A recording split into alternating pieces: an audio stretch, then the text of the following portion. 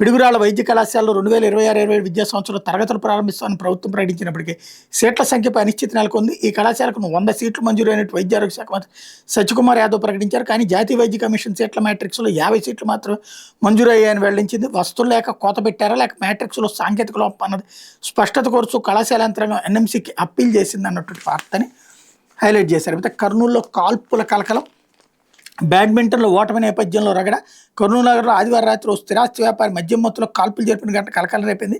స్థానిక చాణక్యపురికాల్లోని VRS badminton అకాడమీలో Kurnool badminton premier league session పేరిట టోర్నమెంట్ నిర్వహించారు. ఆదివారం సాయంత్రం జరిగిన ఫైనల్ మ్యాచ్ ముగింపు కార్యక్రమానికి మాజీ ఎంపీ టీజీ వెంకటేష్తో పాటు పలువురు ప్రముఖులు హాజరయ్యారు. క్రీడాకారులు, కుటుంబ సభ్యులు, స్నేహితులు కూడా పెద్ద సంఖ్యలో వచ్చారు. ఈ పోటీలో అశోక్ నగర్కి చెందినటువంటి స్థిరాస్తి వ్యాపారి, స్థిరాస్తి అంటే రియల్ ఎస్టేట్ అనమాట, కౌశిక్ టీం ఓడిపోయింది. అనంతరం కౌశిక్ తన మిత్రుడు హైదరాబాద్కి చెందిన అశోక్ రెడ్డితో కలిసి మద్యం మత్తులో మరో స్నేహితుడు కర్నూలుకి చెందిన శ్రీకుమార్ రెడ్డితో గొడవపడ్డాడు.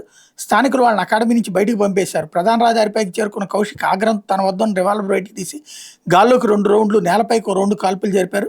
స్థానికులు అతను అడ్డుకున్నారు. ఈ సందర్భంగా స్థానికులకు బుల్లెట్ రవ్వలు తగిలినట్టు తెలిసింది. కర్నూలు 3 టౌన్ పోలీసులు ఘటనా స్థలానికి చేరుకుని కౌశిక్, అశోక్ రెడ్డిని పోలీస్ స్టేషన్కి తరలించారు. కౌశిక్ ఆయుధ అనుమతున్నట్టు గుర్తించారు. కాగా అతని వద్ద రివాల్వర్ దొరకలేదు. రివాల్వర్ పెట్టుకునే తొడుగు మాత్రం లభ్యమైంది.